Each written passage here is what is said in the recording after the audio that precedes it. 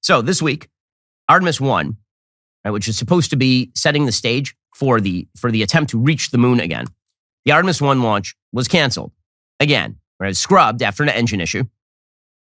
According to CNN, the launch of NASA's historic Artemis 1 moon mission has been postponed after the team was unable to work through an issue with one of the rocket's 4 engines. Okay, but the really important thing is that when we do go to the moon, we have a lesbian on the moon. Lesbians on the moon.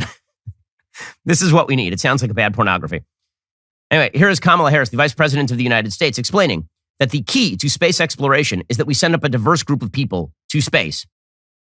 I don't know why that's the key to space exploration. I thought it would be, the most qualified people that we ought to send to space. We shouldn't actually, again, it's like they are just casting a movie. They're just casting a movie in their own minds.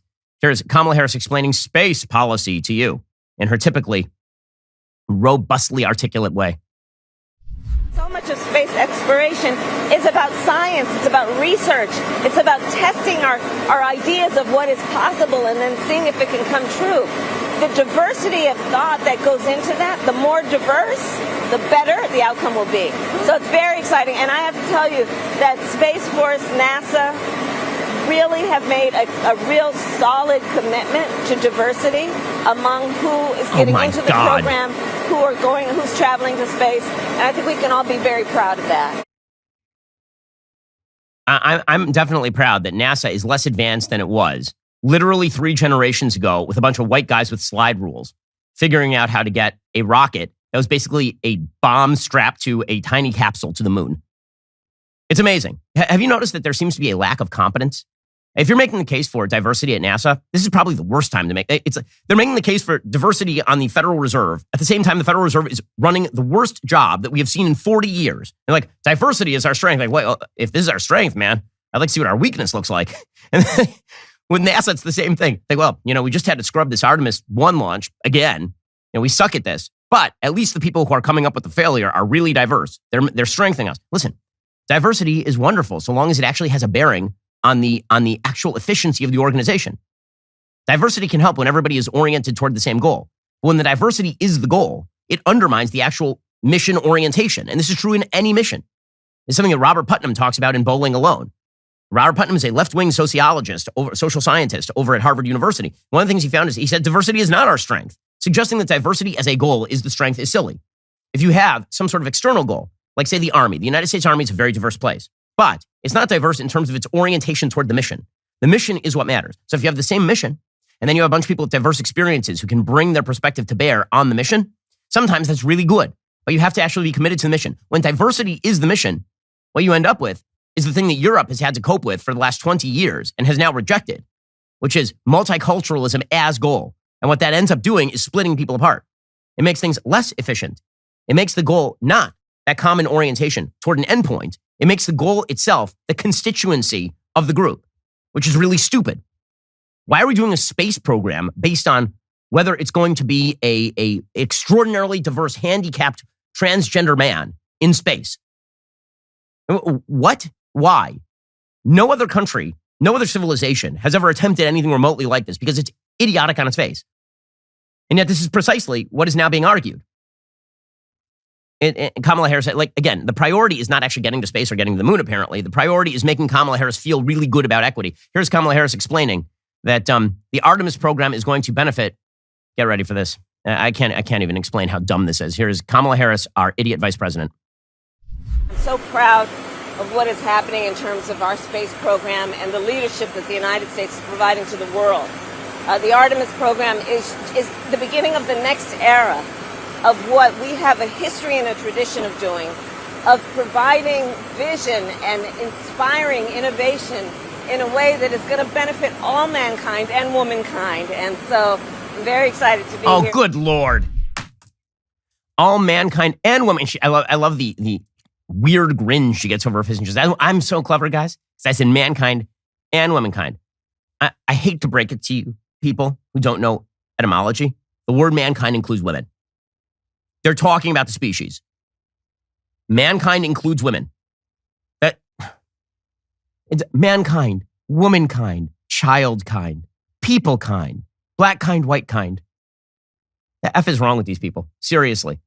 But these are the priorities because it's all rooted in this assumption that what matters most in the world is quote unquote equity, meaning a result in which everybody is proportionally represented in every industry by ethnicity, race, or sexual orientation. It's all rooted in the stupidity of people like Ibram X. Kendi. Ibram X. Kendi, by the way, went after John McWhorter. John McWhorter is a columnist for the New York Times. He is not a right-winger. He tends to be very moderate on politics, maybe moderate leftish on politics. He wrote a piece talking about how standardized tests are not racist, because they clearly are not. They're standardized. Unless there's actually something on the test that's racist, you can't just say it's racist because black people do worse on the test than white people. And Ibram X. Kendi tweets out, quote, John McWhorter rejects the notion when black folk get lower standardized test scores, either the tests are racist or something is wrong with black folk.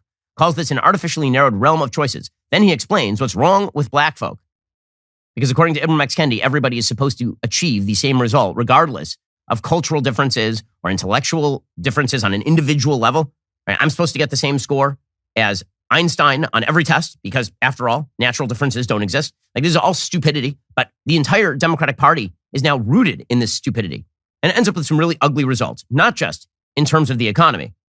It ends up with some really ugly results in terms of crime. For example, you're supposed to ignore crime when it comes from particular minority groups. You're supposed to ignore the fact that there are wildly outsized rates of street crime in New York by young black men. You're supposed to ignore that because if you pay attention to that, you might be suggesting something racist. Which brings me to a piece, it's a shocking piece, from Armin Rosen over at Tablet. It's titled, It's Open Season on Jews in New York City. Quote, the attack that sent 31-year-old Yossi Hirschkopf to the hospital was an unmysterious crime, the opposite of a stone-cold whodunit. Security cameras recorded clear video of a group of 4 men approaching Hirschkopf's car, with 2 of them repeatedly punching him through the driver's side window while his 5-year-old child sat in the back seat. Another camera recorded the license plate and model of the attacker's getaway vehicle. The assault took place around 3:40 p.m. on July 13th, 2022, on a busy street in Crown Heights. Hirschkopf believes his assailants were identified later that evening. In an ideal world, a victim's personal background would be irrelevant to whether their attackers are arrested and prosecuted. But at least in theory, Hirschkopf is someone with enough of a profile to keep the police and prosecutors focused on his case. The young Chabad Chassid is an energetic yet shrewdly understated local political activist, the kind of person who knows the total number of newly registered voters in Crown Heights off the top of his head, or who you might WhatsApp when you need to reach a particular city council member later that afternoon. He also manages a large urgent care center in Crown Heights, a position of real civic significance during New York's COVID nightmare. Hirschkopf is also a personal friend of mine, even though people I am not friends with should expect the police to move quickly when they're able to easily identify the people who bloodied them on camera in broad daylight in front of their child. The police did not move quickly. No arrests were made during the 2 weeks after the attack, a span in which the getaway car got ticketed in a totally unrelated incident, Hirschkopf says. On July 27th, an exasperated Hirschkopf tweeted, quote, no arrests have been made despite the assailant's vehicle having been seen all over the neighborhood. My son still has a lot of trauma from the incident. We now Uber instead of walk whenever we need to go out. Perhaps not coincidentally, the first arrest in the case was made the day after that tweet, some 2 weeks after the attack.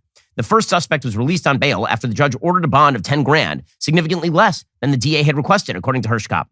Hirschkopf is confident that after a long period of delay, the NYPD is now making efforts toward arresting the second individual who physically attacked him.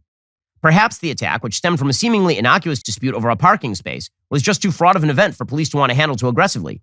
Maybe someone feared that drawing additional attention to a group of young black men attacking a prominent Orthodox Jew would threaten to inflame tensions in a neighborhood with a long but mostly improving history of racial division. Maybe, but maybe not. Overload in the New York court system, increasingly lenient prosecutors and judges, and a police department in which officers are quitting at a growing clip all make it easier for even open and shut cases to languish and for people at every level of the system to find excuses not to resolve them. In a study released this past July, the New York-based group Americans Against Anti-Semitism found that of the 118 adults arrested for anti-Jewish hate crimes in New York City since 2018, only 1 had been convicted and sent to prison. 1. That's an astonishing statistic. 118 adults were arrested for anti-Jewish hate crimes in New York City. In the past 4 years, 1 was convicted and sent to prison. You think that has nothing to do with the equity ideology that Democrats are promulgating? Because let's be real about this. The vast, disproportionate number of crimes committed against Jewish people in New York City are being committed by people who are ethnic minorities. And that is unacceptable. You're not allowed to notice that. It's why every crime report that you read all over the country, when a white person does the crime, it appears in the crime report. It appears in the newspaper that day.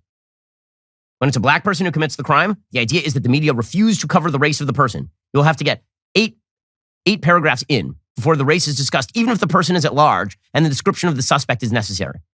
Because again, equity above all. I know what you're thinking. It's time to binge some more Ben Shapiro videos. Well, you are right. You should. But first, like and subscribe. Perfect. I'll see you in the next video.